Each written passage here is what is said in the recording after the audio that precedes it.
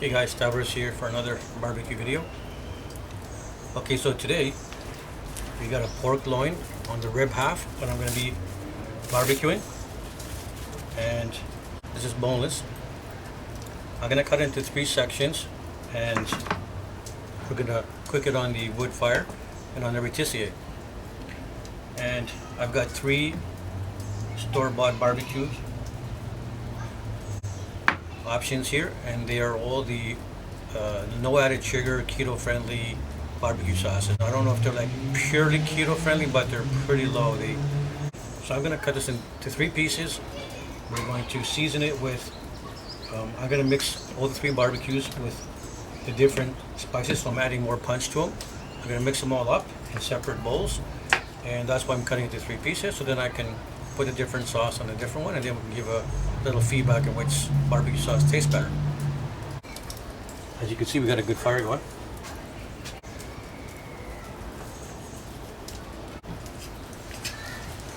Alright, my back's nice and hot from that fire. So, I like to have a little olive oil and everything to it. So we're gonna go with our finest. I think this might be just a Walmart brand. Go with the Kraft calorie wise here. Now in my first video I mentioned a surprise barbecue sauce I was going to do, but I had some of it saved in the fridge and I can't find it, so I think my wife thought it was something that I was never going to get around to and she threw it out. Alright, so I'm going to do the same thing in all of them with a little onion powder, some of the seasoning salt. Let's see if I can get a similar amount on there. Just going by eye, old-fashioned grandma way. Yes, grandma. How much of salt? How much of this? And she says, just like this of this one, and this much of that one. You know how it goes, right? So that's what we're doing here. I don't know if parsley's supposed to go in here, but what the heck? Trying different things. I'm gonna use a fork for this. Mix up these sauces a little bit. Oh, the fire's gonna fall out. Put that back in there.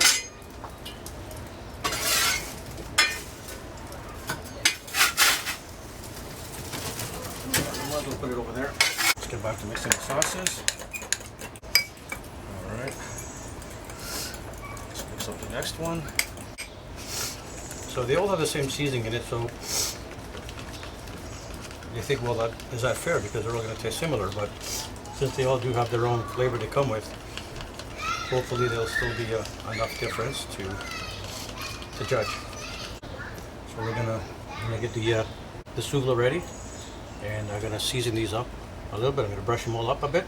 So right now I'm going to sprinkle a little bit of all these all over on all 3 of them, just like they are in the barbecue sauce, and rub it all in, and then I'm going to put the individual sauce on them as well.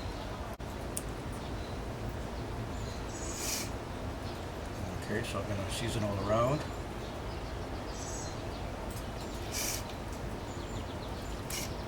Because you saw my last video, it looks like you're putting a lot of seasoning, but when you spread it out and everything and you rub it around, it looks like a lot, but it's not as strong as you think.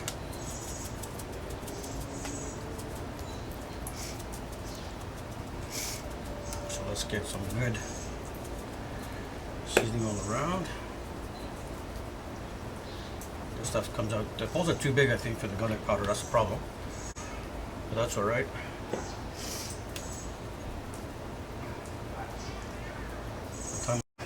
So I got it ready. I used one of these to grab it on there.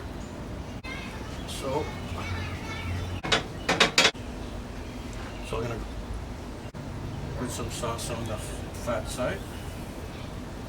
Still wasting more firewood, I'm not ready. So you know what, I'm gonna, so they have some separation, I can baste them separate.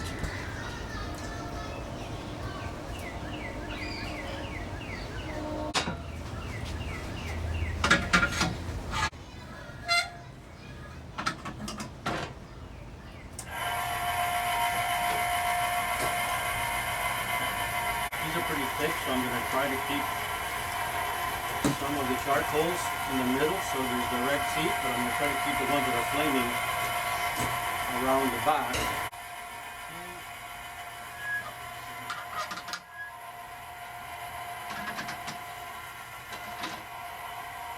Alright, so this is probably going to take as long as 3 hours because the meat is so thick, right? I might be able to get it down to 2.5 to keep a strong fire going. But the whole point of the rotisserie is, of course, similar to a slow cooking. So instead of just slapping on the barbecue and it being ready like in 30 minutes, the whole idea is to slow cook it and it should be more tender as well. So we'll let this go for a little while. I'm going to clean up a little bit and I'll get back to you.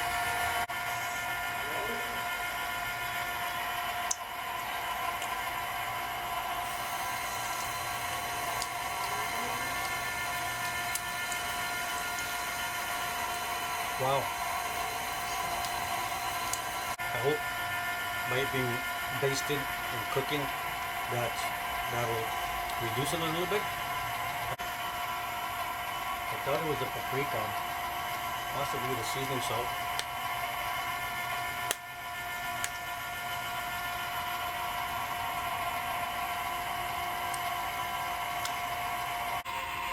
Okay, so it's getting a nice color outside, so I moved it one level up right now. There's 3 heights I can put it at. And we're going to let it keep going. Look at the nice color on that. Alright, so I'm going to give them another basting.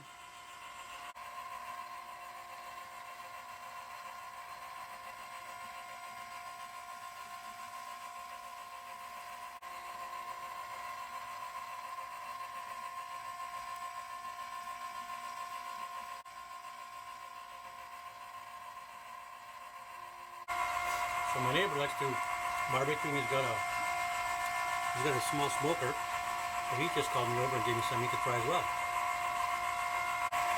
Nice, spicy.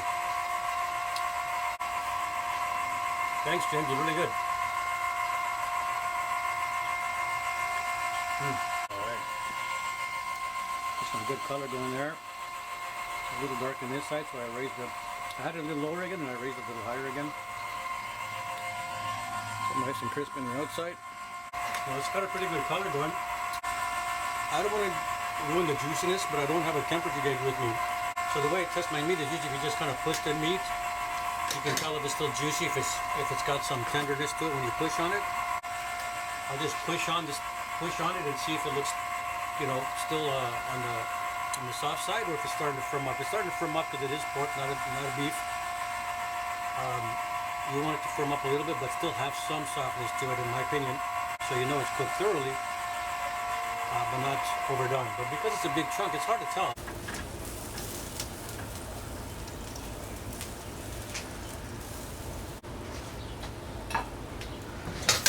All right, so let's cut this piece off.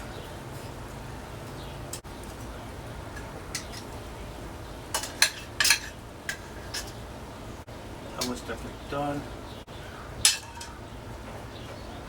Gotta be careful, this is gonna fall right off, right?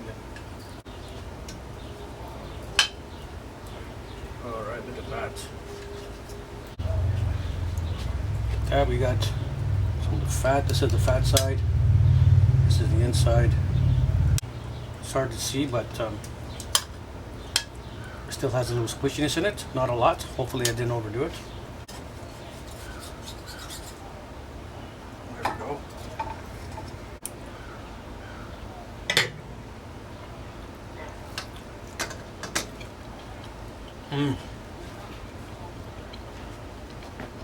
I think I took it off just in time.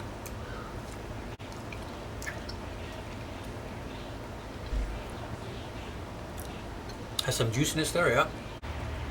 I mentioned earlier that I ended up putting more seasoning and something was hitting me in the back of the throat. I don't taste it here right now, so that's good. Let's try a little bit from this one, which is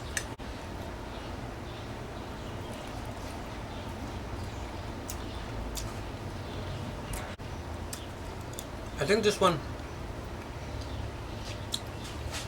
back here is the Montreal steak. Very nice. The other two taste more kind of like a typical barbecue sauce, and of course the Montreal has more seasoning in it already as well.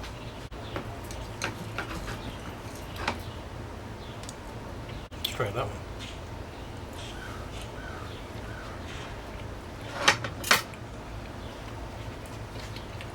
And this little piece, I believe, was this one. And all that seasoning that I put in there, I'm tasting a lot of flavor, so that must have had a strong effect on all of them.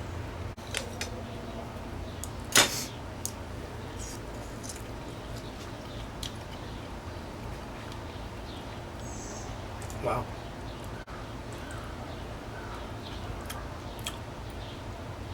Really got a more, if I could say silky, regarding to meat texture, I have more of a silky barbecue flavor to it.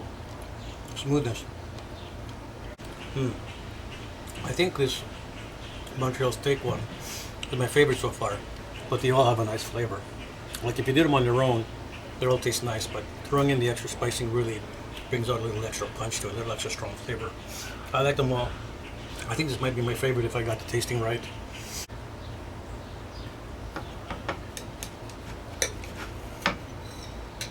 Okay, so these two are the same. And these two are more similar to each other, and this one's a different flavor than the two of them, so they're all good. I think this is my favorite, but they're all pretty good. Okay, guys, thanks for watching. I got my meat here. I got the 3 different rows of the ones that I figured out which ones were which, and I got them all here. Got some sour cream in my feta, and I got some meat from the neighbor. He just gave me some I was telling you, so I'm gonna have a nice little feast. I've been starting my keto diet again recently, so I'm trying to do things keto related as well. That's why I got the low sugar or no added sugar type barbecue sauces to play around with. So I'm gonna enjoy. Some veggies would have been nice, but not tonight. Carnivore dinner, I guess, except for the feta cheese. All right.